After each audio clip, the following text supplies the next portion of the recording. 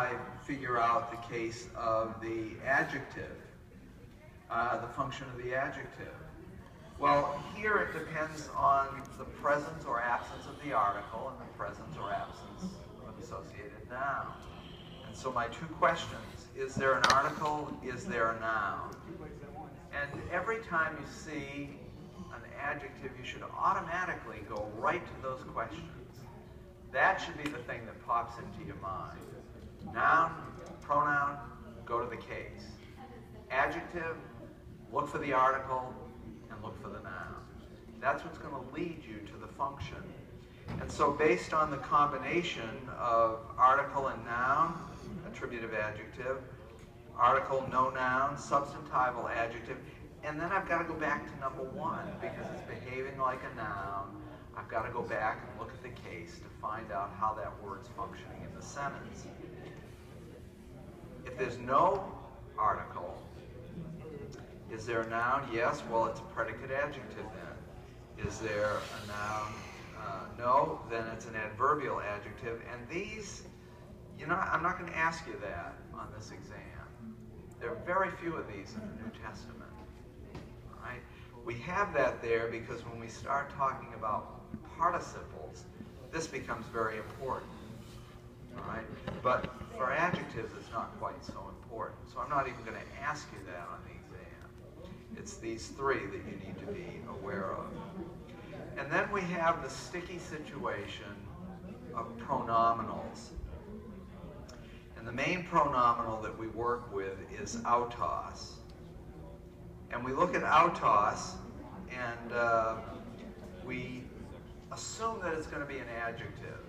And if it's not an adjective, then we know it's going to be the pronoun. So it's either going to be the identical adjective or the independent adjective, and you know how to handle those here. But if it's not, if it's the independent pronoun, then we go back to one, and we're looking at the case again because it's behaving like a pronoun instead of like an adjective. And then we have the pronominal demonstratives, and again, we assume that they're going to be adjectives, and if they're not, then we handle them like pronouns. So we look, is there an article? No. Is there a noun? Yes or no. If there is a noun, it's behaving like the adjective. If there's not a noun, it's behaving like the pronoun. Now the thing that's tricky about pronominals is that sometimes you're going to have a pronominal adjective modifying a noun. It will not have the article in front of it, but it will be behaving like an attributive adjective. So work with this.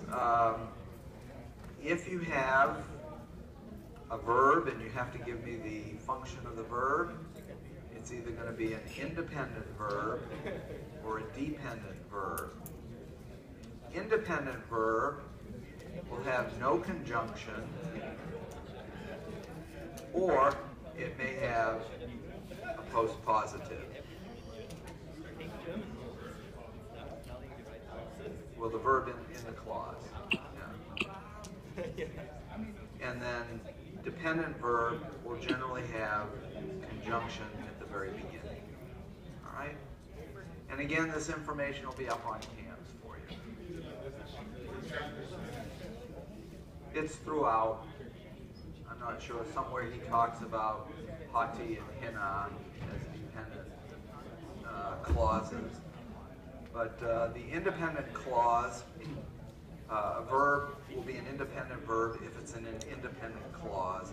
It'll be a dependent verb if it's in a dependent clause. And the dependent clauses, just very quickly, an, hati, hina, or relative pronoun. I think those are the only ones that you would see on my exams. Okay?